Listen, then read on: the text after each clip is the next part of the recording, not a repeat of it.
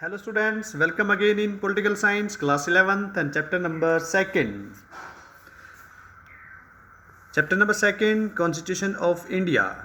Part third में आप सभी ने देखा है कि भाई फंडामेंटल राइट्स हमारे हैं। कल की वीडियो में हमने ये सारा किया था और हम आ गए थे इसे करते हुए और हम रुके थे यहाँ पर right to the constitutional remedies यानी संवैधानिक उपचारों का अधिकार, और आर्टिकल नंबर हमारे पास है 32।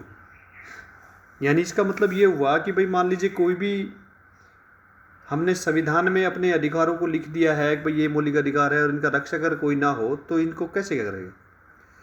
तो आर्टिकल नंबर 32 के तहत इन सभी अधिकारों की रक्षा की जाए।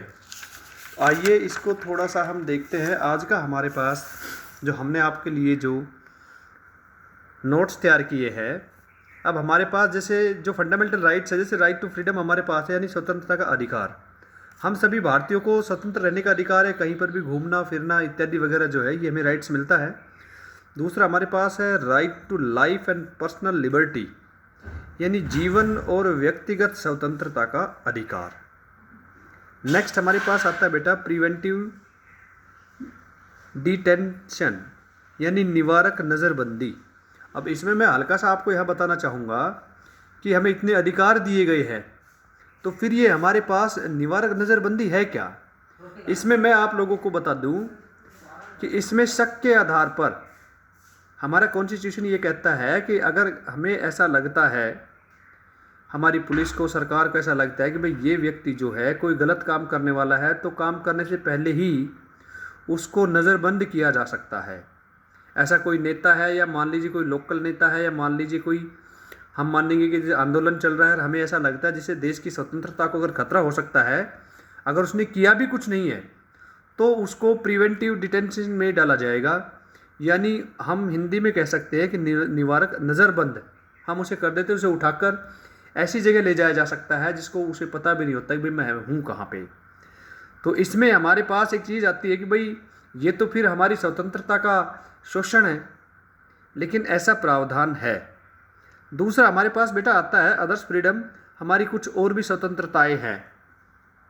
नेक्स्ट हमने देखा, जैसे अभी हमने देखा भाई किसी ने कोई क्रिमिनल किया है, जैसे मान लो कोई, हम कहेंगे कि भाई उससे हाथ के क्राइम से अपराध हो जाता है, तो राइट ऑफ एक्यूज्ड, यहाँ पर मैंने आप लोगों को बताना चाहा है कि आरोपी या अभियुक्त के अधिकार क्या क्या दिए गए हैं। हमारे संविधान में ये प्रावधान है, no persons would be punished for same offence more than once. इसमें बताया गया है कि भाई कोई भी जो व्यक्ति है जिसको एक बार दंड दिया जा चुका है, तो उस अपराध के लिए उसे दोबारा दंड नहीं दिया जा सकता।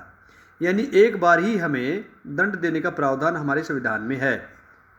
दूसरा हमारे पास है no law shall declare any actions as illegal from a back date and. यहाँ पर हमारे पास ये भी है कि मान लीजिए किसी व्यक्ति ने कोई भी काम ऐसा किया है तो बैक डेट के जुर्म के लिए उसको दोबारा पनिशमेंट नहीं दिया जा सकता। तीसरा हमारे पास है no person shall be asked to give evidence against himself और हरसेल्फ, कि भाई किसी भी व्यक्ति को ये नहीं कहा जाएगा कि भाई वो प्रूफ अपने खिलाफ या उसके खिलाफ दे। यहाँ पर हम थोड़ा सा आगे बढ़ते हैं। ये हमारे सारे राइट्स है। शोषण के विरुद्ध अधिकार यानी राइट अगेंस्ट एक्सप्लॉयटेशन, संविधान हमें देता है अगर हम कोई शोषण करता है तो हम उसके विरुद्ध अधिकारों का प्रयोग करें। Right to freedom of religion, धार्मिक स्वतंत्रता का अधिकार, हम किसी भी धर्म को अपना सकते हैं, कोई भी धर्म के हम को अपनाने से हमें कोई नहीं रोक सकता। नेक्स्ट आता है हमारे पास freedom of faith and worship यानी आस्था और प्रार्थना की स्वतंत्रता।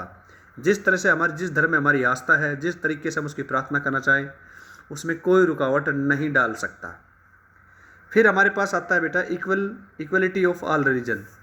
भारत का संविधान जो है वो सभी धर्मों को समान समझता है, उसमें कोई धर्म बड़ा छोटा नहीं है। जैसे हम ये कहते हैं भाई हिंदू धर्म श्रेष्ठ है या मुस्लिम कहीं भाई मुस्लिम श्रेष्ठ है, नहीं। संविधान की नज़रों में सभी जो धर्म है वो बराबर है। दूसरा जो हमारे पास है बेटा कल्चरल एंड एजुकेशनल राइट्स, अपनी संस्कृति और शिक्षा का सभी को समान अधिकार है। अपनी संस्कृति को बनाए रखना और शिक्षा प्राप्त करना, इसका हम सभी को अधिकार है। और हम फिर वहीं आ जाते हैं, राइट टू कॉन्स्टिट्यूशनल रेमेडीज। अंत में ये भी बताया गया संवैधानिक उपचारकों का अधिकार। इसमें आज मैं आपको बताऊं कि ये हमारे पास आर्टिकल 32 है। इस आर्टिकल 32 में ये बताया गया है कि जितने भी हमने अभी जिन अधिकारों की बात की है, जिन मौलिक अधिकारों की बात की है, फंडामेंटल राइट्स की we are discussing about it, तो इनको मात्र खाली रिटर्न ही करना कि भाई संविधान के तहत ये ठीक नहीं समझा तो इनकी रक्षा भी की जाए। तो इस अधिकार आर्टिकल 32 जो है सभी मौलिक अधिकारों की रक्षा का प्रावधान देता है।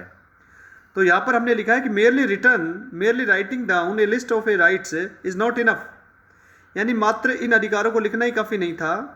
There has to a way through which, यह एक ऐसा तरीका भी होना चाहिए जिसके माध्यम से they could be realised in practice, इनको हम अपने जीवन में लागू कर सकें। And defend against any attack of these rights, कोई भी जब इन अधिकारों का शोषण करे तो हम उनका प्रयोग करें। तो कल की वीडियो में अब हम जानेंगे कि हमें कॉन्स्टिट्यूशनल रेमेडीज कौन कौन से हैं। तो बेटा कल हम उनके बारे में बात करेंगे। और एक चीज़ मैं आपको और बता दूं, ये वीडियो आपको कैसी लगी इसको लाइक ज़रूर कीजिए, शेयर ज़रूर कीजिए। दोबारा बताना चाहूँगा, I am Hiralal sir from MLP international school Rajpura. Thank you so much.